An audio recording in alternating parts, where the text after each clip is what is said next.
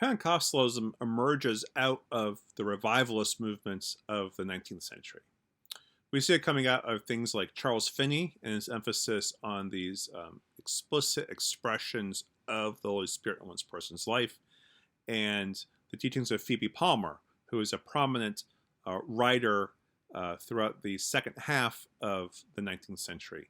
Both of them emphasize the importance of sanctification, and Phoebe Palmer elaborates on this in her text Entire Devotion to God, where she describes sanctification as a secondary movement after justification. It is a gift of grace that God bestows. That is what's called a second blessing. Second blessing is a very prominent notion within Pentecostal teaching. It emphasizes that sanctification is an event that can create instantaneous change in a person, and that this is a biblical doctrine that lines up with the ways in which Wesley also taught about sanctification as biblically rooted. So this is all coming out of what we call a holiness movement then that really emerges in the 19th century, coming out of both Methodist roots in some ways, and then of other elements of Protestant teaching, especially Baptist. Sanctification then is retained once you have the experience by having a continual reliance on Christ throughout one's life. So Phoebe Palmer and many of these other early holiness teachers talk about the importance of daily prayer and of a continual inward spiritual dialogue with Christ throughout the day, of offering things to Christ in prayer, sanctifying or setting specific intentions for certain behaviors or aspirations. This all leads to the emergence of specifically Pentecostal churches in the early 20th century. So a significant place for this is in Topeka, Kansas, under Charles Fox Parham, who he's the first to really emphasize glossolalia, or the speaking in tongues, as evidence that one has received baptism by the Holy Spirit. That is, that one has received sanctifying grace, or this second blessing. And Parham holds that speaking in tongues then should be taught as a normal part of worship, that true Christian worship would include glossolalia and thus other manifestations of gifts of the Spirit that Paul outlines in his Corinthian correspondence. Alongside this, Parham emphasizes the importance of purity of life, or holiness in personal actions and behavior, so avoiding all forms of alcohol, gambling, dancing, consumption of mass media that might tempt one towards sin, and the practice of faith healing, laying on of hands, healing through the power of the Holy Spirit.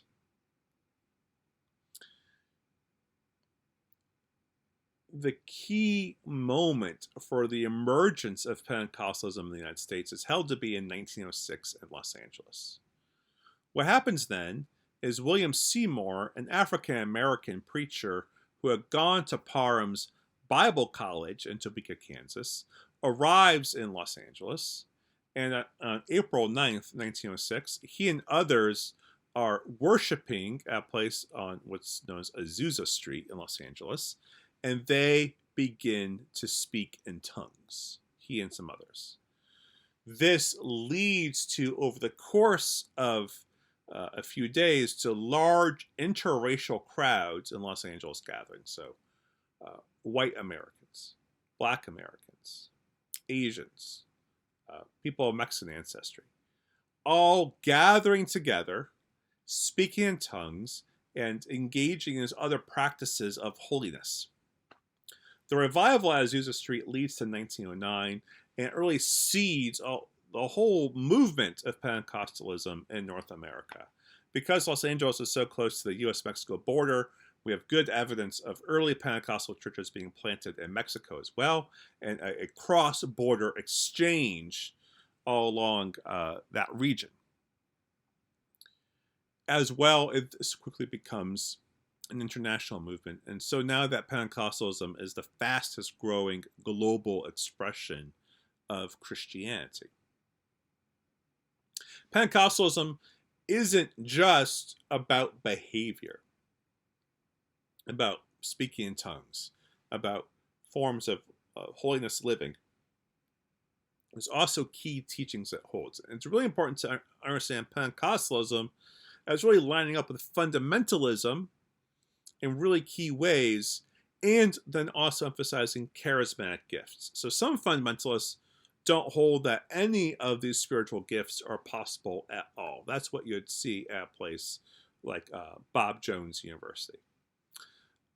Alongside the use of charismatic gifts, they also emphasize 4 key aspects that would make up a fundamentalist theology. One is the importance of the personal experience of grace that allows you to know that you have been saved. Second is this baptism of the Holy Spirit, which is the second experience of grace that is accompanied by gifts of tongues, that is a sign that one's been sanctified. So moving from justification to sanctification with visible expressions of it. Third is a belief in the possibility of divine healing as a promise to all who are justified.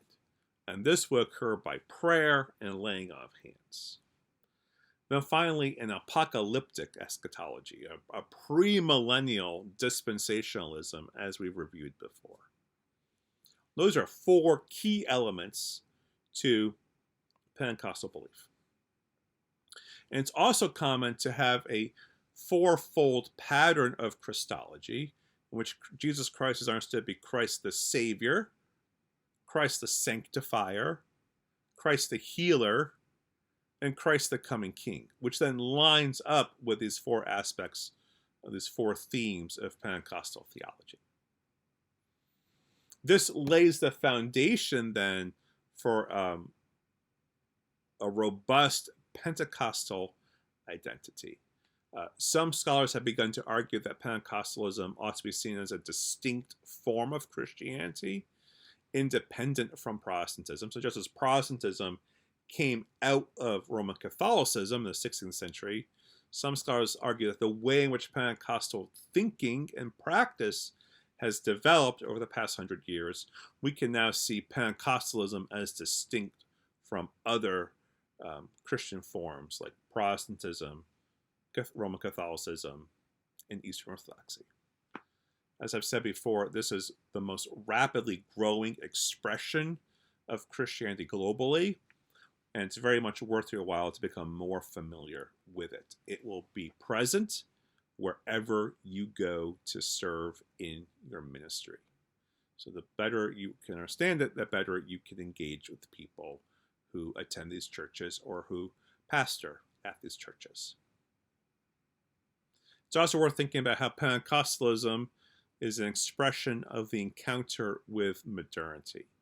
I hope that's something that we can unpack during our conversations. That's all for this week. I'll see you soon.